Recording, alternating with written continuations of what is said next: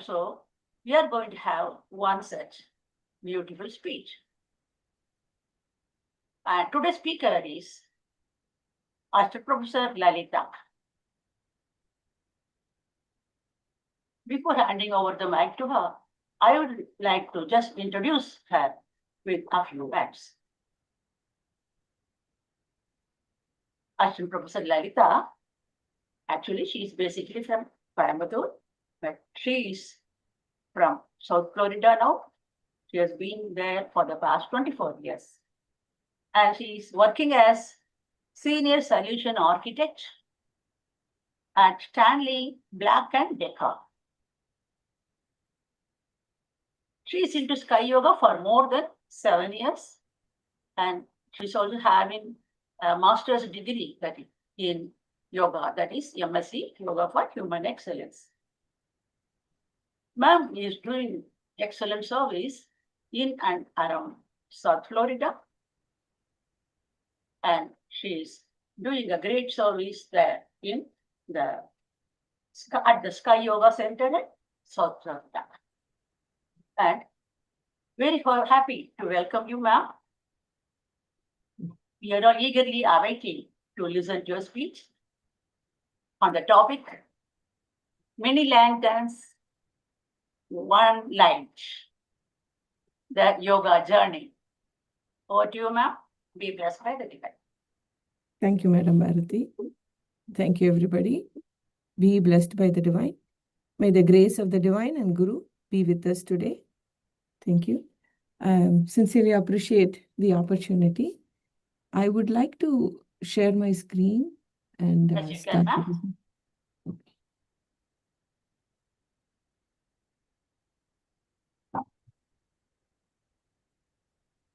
Please let me know when you can see my screen. Screen. Yes. Yes, ma'am. It's visible. Okay. Thank you very much. Nice screen. Nice. Thank you. I've been thinking about this topic for a long time. I didn't know how to present this. So I was thinking, because the paths of yoga that we have been seeing, and everybody knows about yoga per se, but how are we connecting it to our day-to-day life? And what is it actually bringing to us?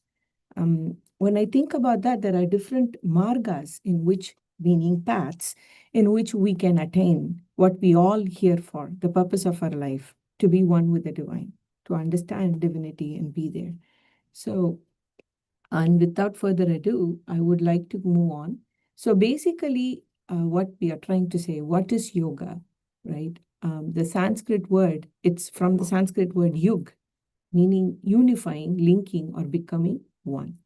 So in general, Yoga Sutra is defined as Chitta Vritti Nirodham, which means withdrawal from the mind's interactions, like wrongful interactions, and focus on the inner self. It's a spiritual and a psychic technique. The reason I put in psychic technique is that because it works through the mind. Our mind is such a powerful thing, and what we can do with it. And surpassing all of that chatter that is in the mind and reaching divinity. That is the purpose of yoga. So if you look at that, I would say that the yoga has 4 paths that we're looking at: Bhakti Yoga, Karma Yoga, Raja Yoga, and Jnana Yoga. The 4 different paths. So we are all familiar with it. I want to focus today on 2 paths that everybody is very familiar with, which is Bhakti Yoga and Jnana Yoga. And we will see more about that.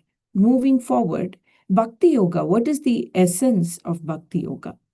Which is like the path of the heart. Participants need it a bit louder.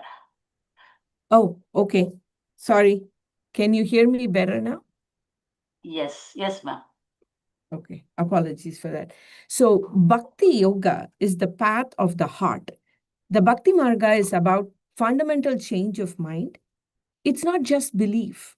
Instead, it is a psychological shift, moving from a life focused on our ego's demand to one centered entirely on the divinity. So we are shifting from us on to the divine. So what happens there? The true bhakti, if there is a true bhakti, it is a selfless devotion. That's what happens. It's an outpouring of love. We have heard Bhakta Meera's story and Andal's story. There are so many different that we have heard in King David's from the Bible. There are so many different stories of selfless devotion. It's a pouring of love that is completely free from fear, free from any desires of personal growth or gain. It's only about love and service to the God for the sake of for the sake of love. This path is especially helpful for guiding and nurturing the people, right? Like individuals. Actually, it is like a nudging the children. That's why Maharshi always says Bhakti Yoga is the starting stage.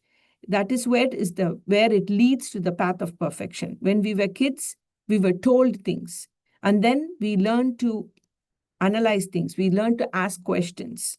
So we follow what our parents teach us when we were young until we start thinking and we start asking questions, and then our start grows, like our path, it goes, and we start in that path. So that is what it is. It's a nudging towards that. It's actually preparing us for the jnana path, or preparing us for the merge with the divinity. That's what it is. Traditionally, if we talk about it, there are 9 forms of bhakti. That includes listening to sacred stories. How many stories have we heard? How many different stories have we heard? And we love all of those, right? Every single story always comes with a moral. We have always been taught with that. Many different stories. And then we sing the praise of Lord. So we do bhajans, kirtans, and also it's the same thing everywhere. The mass, they sing carols, like it's about singing the praise of the Lord. And then contemplating the divine. Next comes rendering selfless service. That is very important. Selfless service. That is where there is a shift from what we think, away from us to the world, to the divine. Worshipping the divine, like total surrender, saluting, dedicated work, following the divine principles, and ultimately uniting with the divine. That is bhakti. Bhakti is understood as the initial essential stage on this spiritual journey. It serves to truly prepare our mind and heart for a deeper spiritual realizations to come. That is what is the essence of bhakti. Now, if we go into the insights on bhakti, I want to bring about some perspectives from different gurus. First, we will do Vethathiri Maharishi's perspective, right? Bhakti, as he says, is the initial stage of faith. He says it's almost like a raw fruit. It is an essential natural step in our spiritual development, ripening us for a deeper wisdom. So he also gives us a practical scientific view. Devotional practices actually help shift our brainwave patterns. They move us from an agitated beta state, that feeling of fear and anger, to a much calmer alpha state. So this is what happens when we sing bhajans, when we recite all those slokas and all the mantras. When we do that, our mind wave, that it shifts, the brainwave pattern shifts. And if you see from beta to alpha, which is nothing but what we do in Sky Yoga, in Agna meditation. In Agna meditation, the awareness comes in, our mind goes to the alpha state. From the other beta state of constant chatter in the mind for 14. So our mental frequency comes down. That is what is important. And what is that? It's the state of awareness. That is the key. So when you look at it, it's a perfect segue for me to talk about Eckhart Tolle, where Eckhart Tolle brings in a contemporary understanding where he talks about surrender in a different perspective. It's for him, he says it very simply, incredibly simply, and it's yet a profound wisdom, right? He says just simply yield to the life's flow rather than constantly opposing it. It's an unconditional acceptance of the present moment without resistance. That doesn't mean it's a passive resignation and say, okay, whatever. It is not like that. but an active, intelligent alignment with a greater intelligence. That is the most important thing. The next one that I would like to bring about is Yogi Ram Surat Kumar. He's a 20th century saint, right? He lived as a very simple, like a divinely intoxicated beggar. His entire existence was an uninterrupted act of devotion. His main practice? He constantly chanted the God's name, affirming his deep realization. And he says only one thing: my Father alone exists, nothing else and nobody else. And he keeps Rama Japa. His main thing is Nama Japa. Please keep chanting the Japa, names of the God. That is his path. Last but not least, Ramana Maharishi. He offers a crucial clarification on what true surrender really means. He actually emphasizes it's not about trying to command God or asking for personal desires. Like we always make a deal with God, right? Like we'd say, oh, if I make this much profit, I will give you this much back to you. If I do this, if you give me this, I will do this. So it's always a contractual deal, but that's not what. So he says that let's not talk about that. That's not. But the idea is, if you look at all the gurus, they say give back to the community. So most of that, Vedatri Maharshi also says, give 1% of your earnings back to the community. That is what we are talking about, not making a deal with God, right? So Ramana always says that, right? Like inner desire. Instead, it's about giving oneself up to the original cause of one's being, seeking the very source of our existence and merging it into it, right? Ramana Maharshi also states that complete surrender is another name for jnana or liberation. Here, I always think about it. Whenever I read this again and again, the complete surrender, one thing comes to my mind. Maharshi also says, when it's a cycle of life, right? When a lizard eats an insect, the insect at that moment, when it is getting eaten, it will not feel any pain. That is the rule of nature. That's what Maharshi always says. But if you have noticed the geography channel, right? Like where you can see this. I've seen this once, and it was so humbling, so eye-opening to see that. There is an attack. A deer gets attacked by a lion, right? It was chased, and it runs for its life, goes in circles, runs around and everything. One big bite, the moment it realizes this is it, I cannot escape anymore because it has got caught in the neck, it comes into a total surrender stage. It just lies down completely in total surrender. That is such an eye-opening thing to see. And it always relates to what Maharishi always says, they feel no pain. That is the total, when it comes to that, that is how we should be total surrender, the stage of where we believe and we trust in God and total belief. That is Bhakti Yoga. So that is what I just wanted to bring about what all these sages have brought about on Bhakti Yoga. Next, let's touch upon briefly on Karma Yoga and Raja Yoga. So in Karma Yoga, karma is action, yoga is virtue. So Karma Yoga is a virtuous life through service, which is action.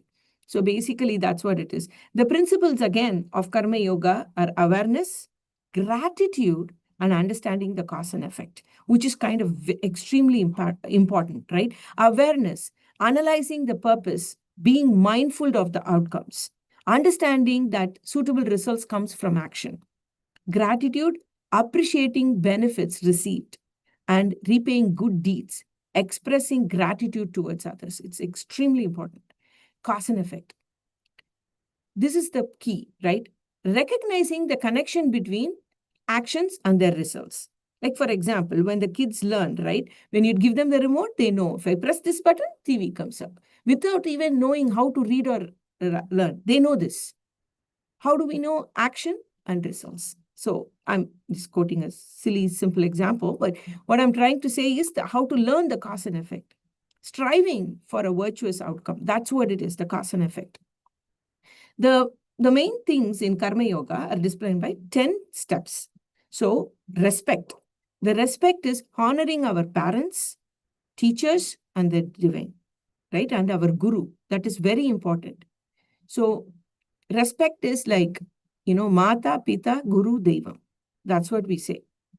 So our parents, the teachers, and the divine, the guru and the divine. That is respect. Then comes the 10 stages. You realization, recognizing the presence of the divine in all the living beings. Awareness, no harm by thought, word, or deed. Our twofold moral culture.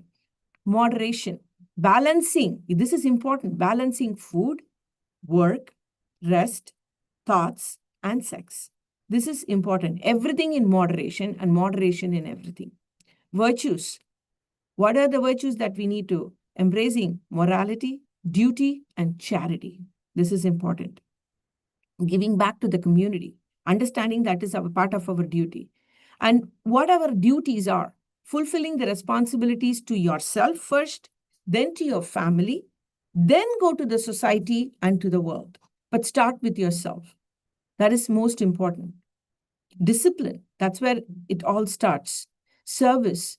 Next is service, the seventh one. Working for the spiritual upliftment of the society, that is kind of important. We all have to contribute to the society. That's the most important thing in service. Then comes gratitude, being thankful. We all celebrate in November here in United States, Thanksgiving Day. Everybody is thankful. But we thankful only in November, end of that November, thankful. And during Christmas, we are happy. And then we go back to the same rut. But constantly being thankful is kind of very important. That's another step in. Then giving back, allocating a portion of income towards the benefit of others, which is what Maharishi says, give 1% of what you earn back to the society. Then the last one, meditation, cultivating inner peace and connecting with God. That is the key. So that is Karma Yoga. Now coming into Raja Yoga, if you look at Raja Yoga, it's more from a yoga of meditation. That's what it is. It's the yoga of meditation. So meditation is like key for our human life. So what you could say, samadhi, samam plus adi is the samadhi level of meditation, the highest level of meditation. In this is the stage where the Jivatma and Paramatma stands as one. That is what it is, right? The Jivatma and Paramatma stands as one. That is where the Dvaita and Advaita's principle come. Dvaita is these two, they stay separate. But in Advaita, Adi Shankaracharya started, where he explained Advaita, where there is no Dvaitam, like removal of the two. It is not two, it's one, the single state, where Jivatma, which is our form, and Paramatma stay the same, right? That and he attains pure jnana, that is Raja Yoga, that's the purpose. Then all our sin imprints disappear in the face of jnana. That is the idea behind it. The 8 steps that are there in Raja Yoga, which we can see here, it is personal ethics, niyama, social ethics, asana, postures, exercises, breathing techniques, pranayama, pratyahara, withdrawal of senses, understanding the senses, dharana, concentration, dhyana, which is meditation, and samadhi, which is the final state where we are one with the absolute. These are the Raja Yoga stages. Again, now we'll move on to Jnana Yoga. That is important. Jnana Yoga is the path of illumination and wisdom, which is what I'm saying. So, well then, happens when the seeker is ready. That is very important. Only when we are ready to listen, ready to see things, we will be able to see things and we will be able to understand reality. So ready to embark in the path of understanding or Jnana Yoga. That is the most important thing. So here I want to bring in the core fundamental fact, which is who am I? So if you look at that, where is this? Who am I is the core fundamental question that we ask. Who am I? Where did I come from? Where is my Adi? Where is all started? Science explains this as Big Bang theory. Maharishi clearly explains where it all started from. A static state. It's a self-compressive force that created this whole universe. That's what happened. Big Bang theory explains after that. Maharishi says, like the prequel to it, explains even the static state, where it started, the self-compressive force. Okay, that's for another day. But let's go into this where we could say, who am I? It's deep knowledge. That is very important. Truly the path of deep spiritual wisdom. And Maharishi explains it and calls for deep thinking and analysis. It's how we move beyond. And one of his songs in Tamil, he says, Suyamai Sindite Ni Telivai. That is what we always say. You think for yourself, right? Like make a deep thinking and analysis by yourself. And then you come to a clarity or conclusion. That's what it is. It is how we move beyond simply having faith and instead basically clear away any lingering intellectual doubts. When intellectual comes in, it's always questioning. It's always going in the opposite direction. And Maharishi says, Jnana is like, where he said bhakti is a raw fruit, he says Jnana is a beautifully linked to the ripened fruit. That's what it is. It represents the culmination of our spiritual growth, the stage of perfection, where the full sweetness of truth is directly tasted and we experience it. That's what Maharishi calls God realization. Think of it, jnana actually acts like a lamp, right? It illuminates life and it dispels the inner darkness of ignorance. And we say that the same thing to Guru. Guru is somebody who removes the darkness, basically. So that's why when you hold hands with somebody, our path that we walk makes it not lonely, but easier. That's where gurus come in to help us out. And then the very moment where we question, who am I? When it arises within you and we start dwelling into it, getting into the deeper paths of it, ultimately, that's where the jnana comes in. That's the core purpose of it, which is to realize the God, the higher self that is within us. This path also involves some essential steps, right? What are the different steps in which we go in this path, right? So basically, awakening the Kundalini within our realized Guru, which is what we do, right? We do the practices, we awaken the Kundalini, we do the Kundalini Yoga, where we bring in the life force that is within us, feel it, energize it, see it, experience it, and then mastery over our senses, then purification of the mind, which when all this happens, it eradicates all our sin imprints. In my last lecture, I was talking about karma cleansing, where we talked about all the different sin imprints, where it comes from, all the paths. But when we go in this path, in this essential step, it eradicates this complete sin imprints.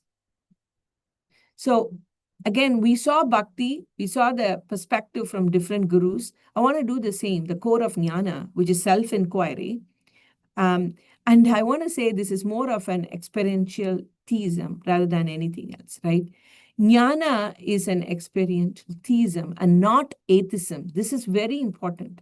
A lot of people associate with it. We will go into that. I want to break some myths and illusions that we have, but I will come to that. But mainly, I want to talk about these three of our gurus that it comes to my mind. Our Maharishi, what he saw, it is his way of experiencing, right, is about,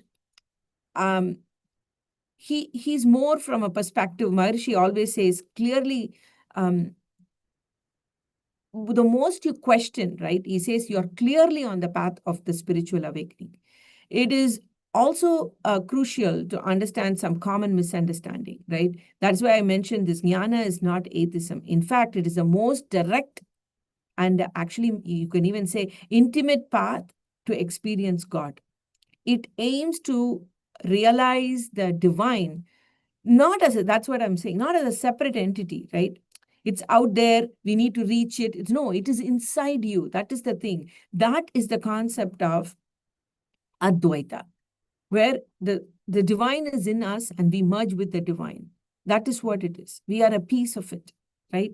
When there is mercury spill, right? Like you break it, all these little pieces go in, right? All those droplets. but they are all water, the same mercury, right? And when you say it's the same thing, it's all mercury. When it comes back again to the divinity, that's how we are. We are the pieces of the divine. When we go back to the main divinity, that's what it is. We go back to our source. We are here to experience life and go back to the source.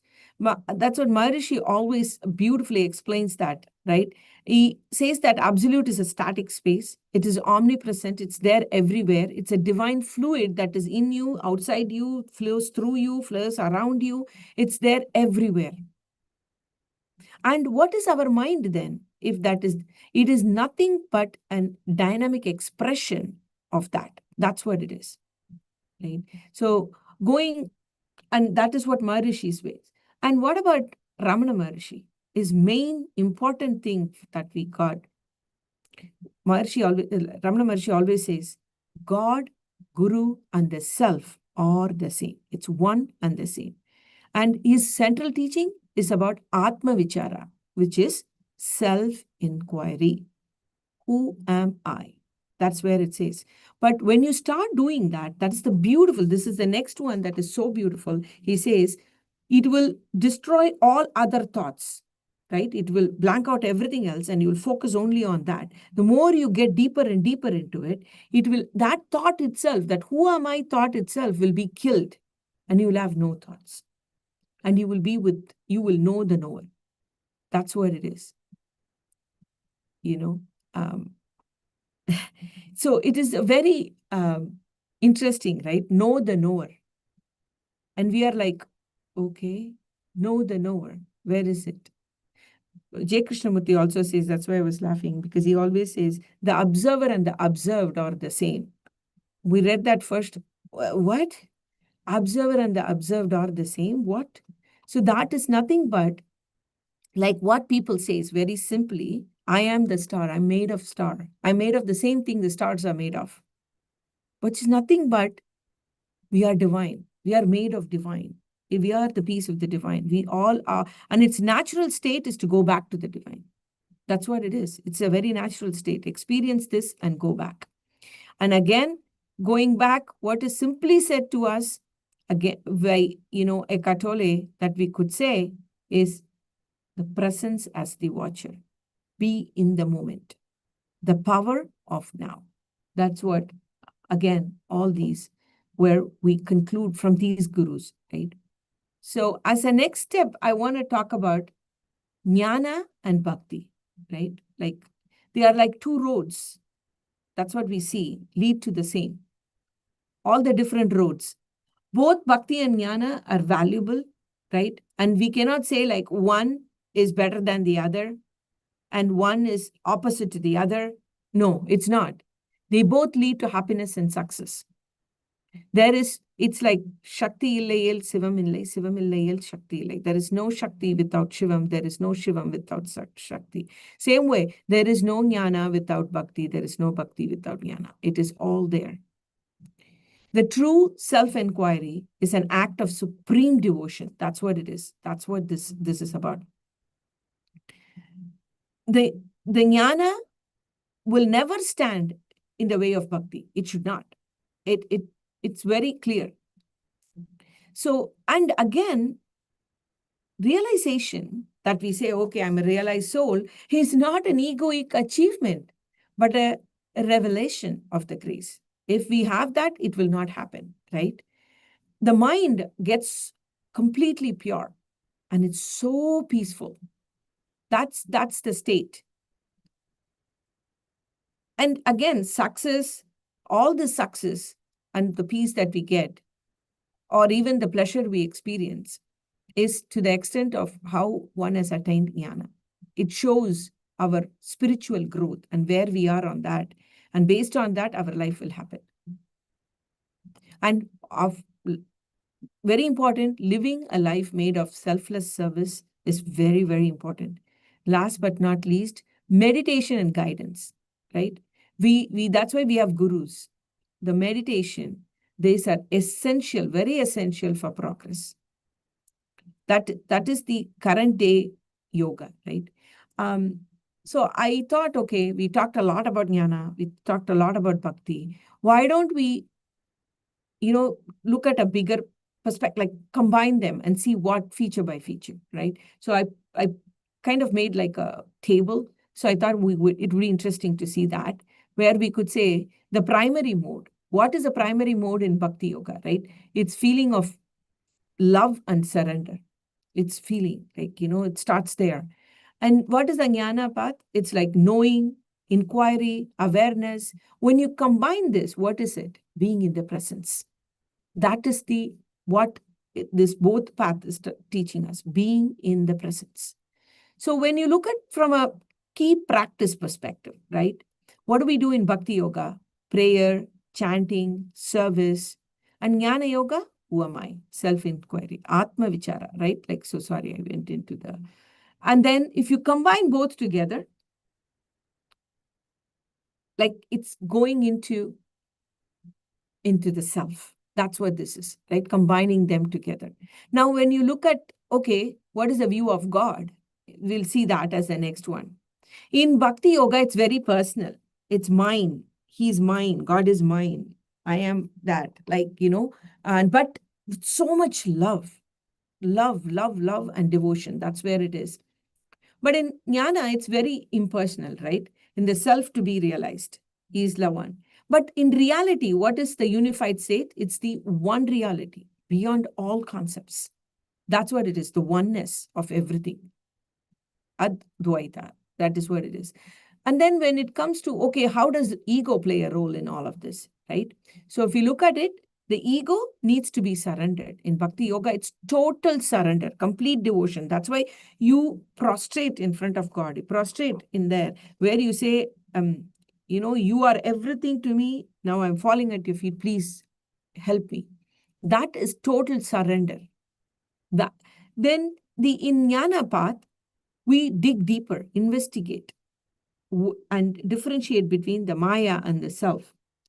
So the unified state, when this happens, you totally, get dissolved into the source, which means merge with the source. That's what it is. Again, I want to bring back again Vedatri Maharishi, Eckhart Tolle, and this one quick thing. What we talked about, Maharishi says faith is bhakti, which is like a raw fruit. Jnana is understanding, which is with the ripe fruit. And what is the final state? Realization, the sweetness of it. That's what it is. Eckhart Tolle, surrender to the now, presence as the watcher. That's what it says, being in the spaciousness of the now. Worry about now. Think about now. And again, Ramana Maharishi contemplates and surrender to the source, self-inquiry, Atma Vichara. Then what happens? Liberation, right? God, Guru, self as one. That is what it is.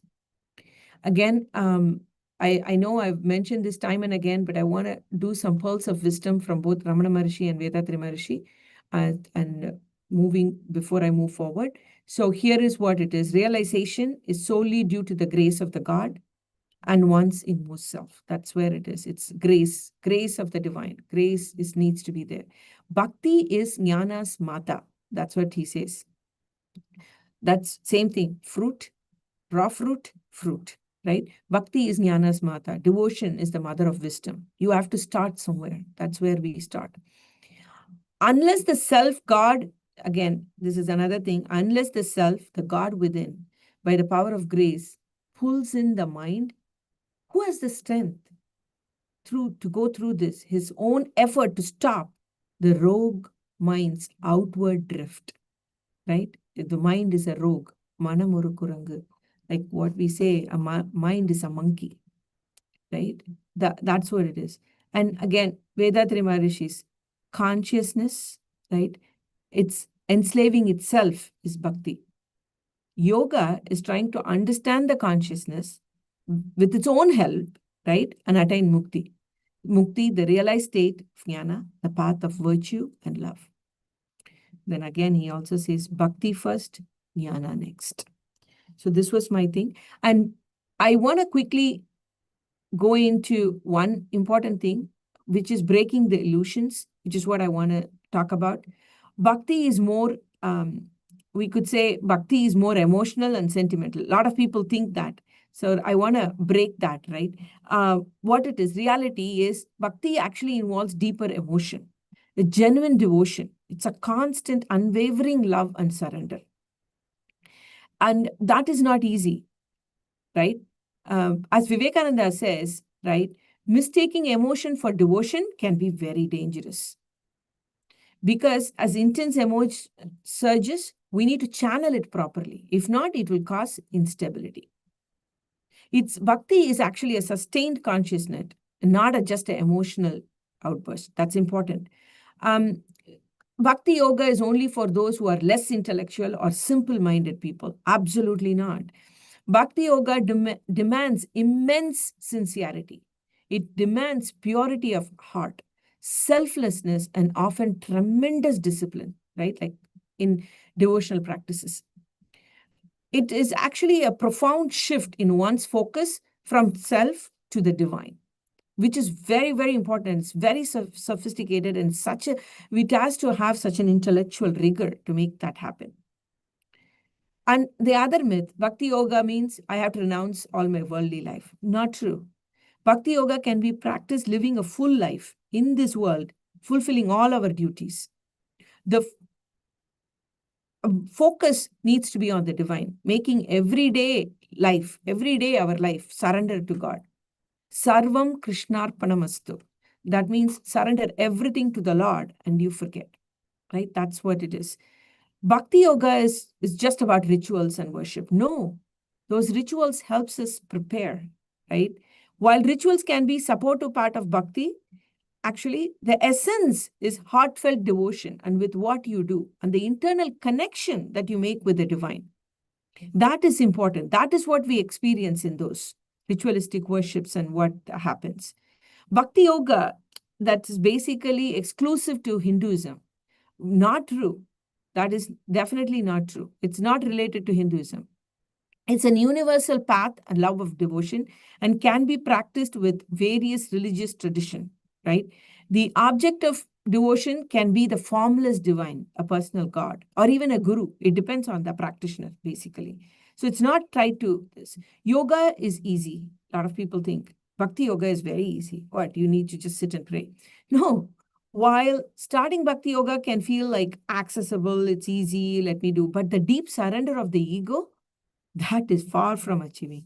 That's the most difficult one to happen. But if we can, that's the beginning. That's the best, right? Again, Jnana Yoga's myth, it's purely intellectual. It doesn't have a heart.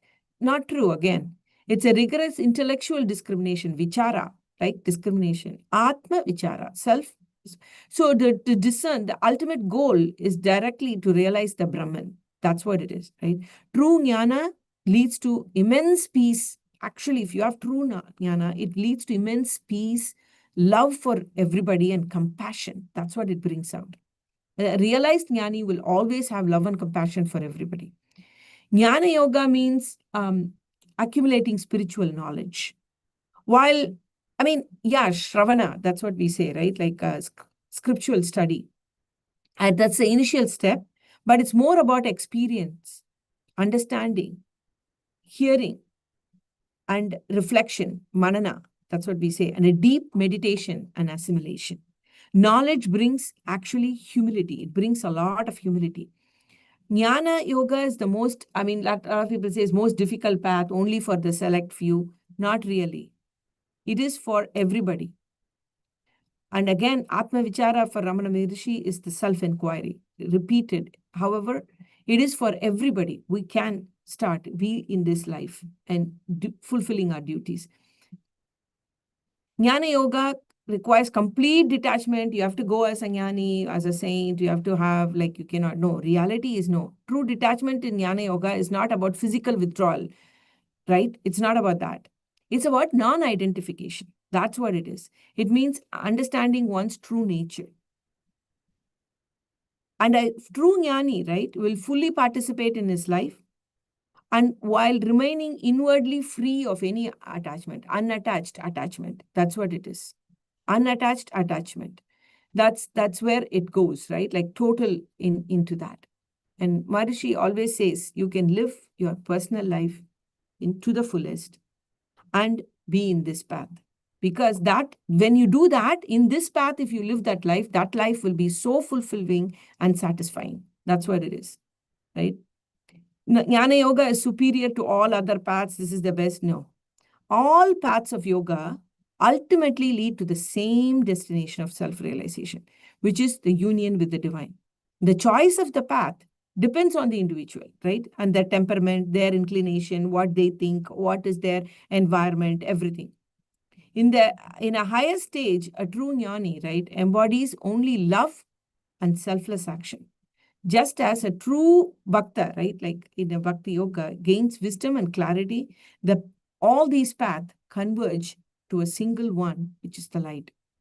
That is the message. So I want to conclude with this. Why did I choose this topic? Many lanterns, one light. I could have said many paths, one destination. But why pick many lanterns, one light?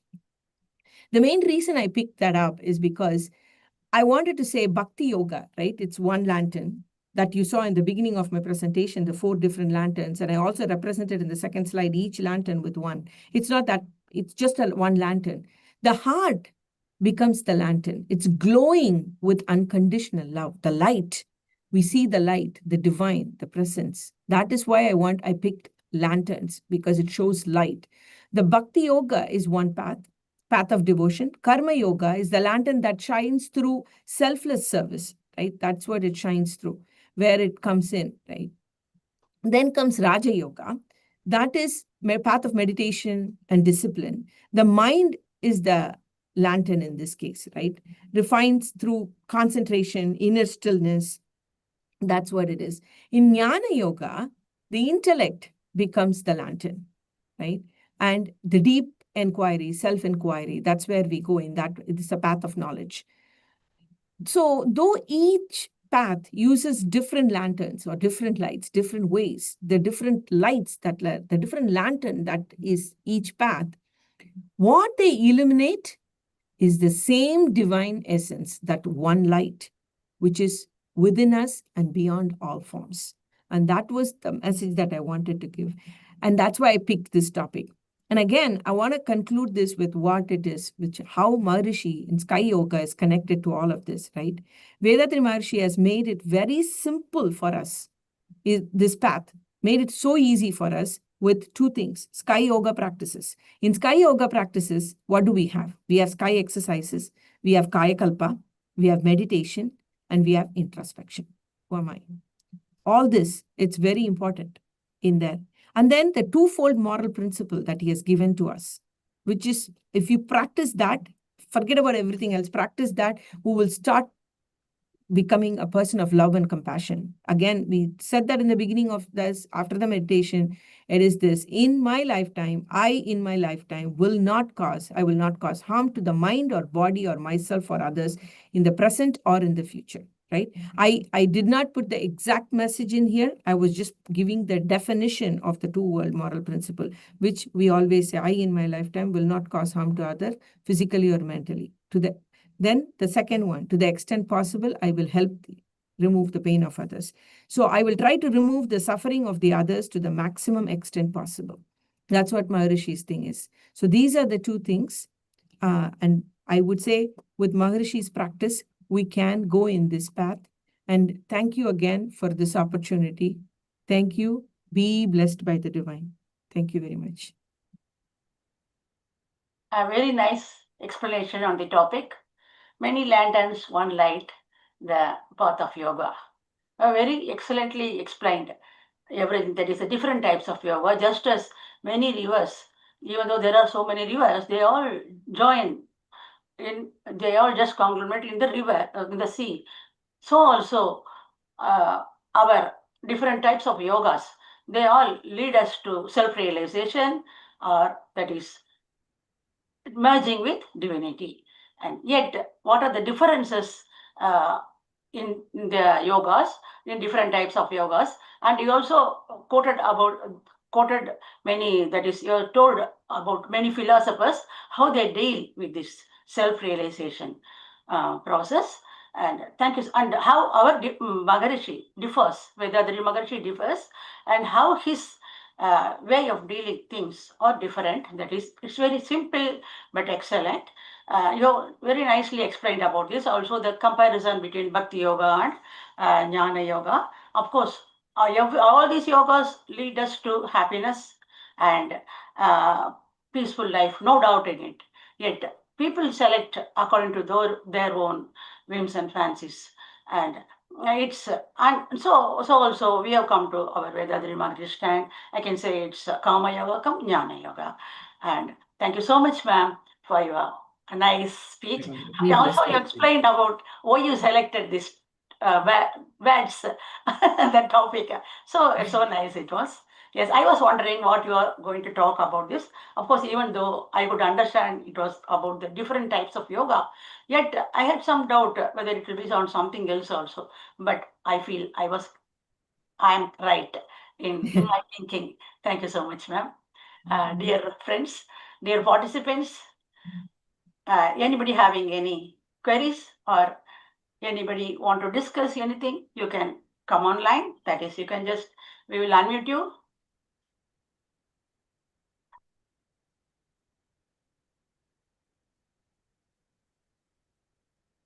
And before that, let's all join together to bless our beautiful speaker of the day, Assistant Professor Lalitha.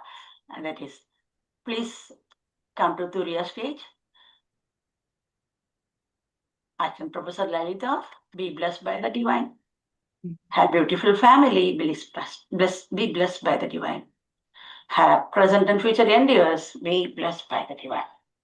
Thank you, ma'am. Thank you very much. Yes, dear friends, Arulnidhi sir is there. I thought I saw him there. I think after the speech, he has left probably. He was there. He was listening to the speech in full. Is anyone else?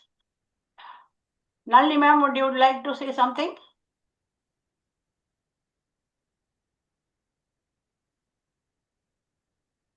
Really much inspiring, ma'am, your speech.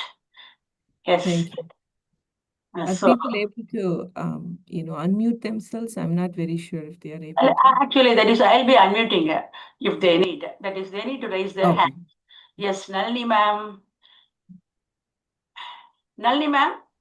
Yes. Welcome. Thank you, ma'am. Very nice speech, very inspiring speech. Really enjoyed the speech. Thank you so much, Lalitha, ma'am. Thank you. వాళ్ళకే వాళ్ళంగోటే. Thank you, Nalini ma'am. Salaila, you want to? You can unmute and speak. Salila. Hi, ma'am. Yes, yes. Salila. I have only joined. Here is some net problem, so I will listen it on the link കിട്ടുമല്ലോ. Okay. Yes, you will get the link, ma'am. Thank you. I can join it at the beginning. Oh. No. So, Thank you. Our YouTube, Professor Senthil Kumar Raya wants to talk, Bharti. If you can unmute him. He says he cannot unmute himself. Who is that? Senthil? Be blessed by divine Walgaruvan. I can handle. Yes. That's so great speech, Walgaruvan, and explained and neatly and very core, right? The depth of the Jnana Yoga and Bhakti Yoga, and it gives that all the aspect from Maharishis. We can say definitely with the Maharishi, but so how that others spiritual leaders or spiritual Magans saying about this both very neatly, and I like the way he explained about the mini latins. That's gives that really. I enjoyed that. He could say it differently, but that the bhakti comes from the art, and karma from the selfless service. All those things. Great speech. and neatly presented. Thank you so much. Thank you. Be blessed, my dear. All good. Be blessed. வாழ்க வளமுடன் அம்மா. It is well organized அம்மா, and the presentation is very impressive, and the information you collected is very nice, and it is a very good eye opener for so many things, especially for me. I was following sky meditation, but the importance of other marga, and the importance of I remember Maharishi's sentence, like he always say, like don't have a ego of knowing something which not others know, but take everyone and go with along with the society, so that will lead us to the karma yoga, like that. I remember, so when you are talking, I remember that one, and really you gave me a lot of details about that helps me to realize how important Maharishi's quote was. So it's very interesting and very helpful for us to know all about this one. Be blessed by the divine. You and your family be blessed by the divine. Thank you, sir. Thank you very much. Sir, Manigandan Ravi. Yes. Anyone else? We will conclude now, ma'am. Okay. Dear friends, thank you so much, Professor Lalitha ma'am, for your excellent speech. We will be happy to listen to you on and often on this stage. And thank you. To know more about our Kundalini Yoga, Sky Yoga, you can just log into www.kundaliniyoga.in, kundaliniyoga.edu.in, and I have some information to be shared with you. That is, we have foundation course being conducted twice monthly, starting from 1st and 16th of every month. Also, Kayakalpa Yoga is being taught on second Sunday of every month. Please do come. That is, apart from this, we have got meditation also being conducted daily. That is morning 6 a.m. and evening 6:30 p.m. sharp Indian Standard Time. That is followed by Thought for the Day from the book Blossoms of Life, authored by our Guru Vedadari Maharishi. And so please do join the meditation also, together with your friends and relatives. So please bring in more of your relatives and friends, so that they will also enjoy the bliss as we are all having. Thank you all. Be blessed by the divine. We will meet again with another week, that is Saturday, next Saturday, with another nice topic on Vaidyatriyam. Thank you. Thank you, ma'am. Thank you, Ma. Bharati Ma. Thank you.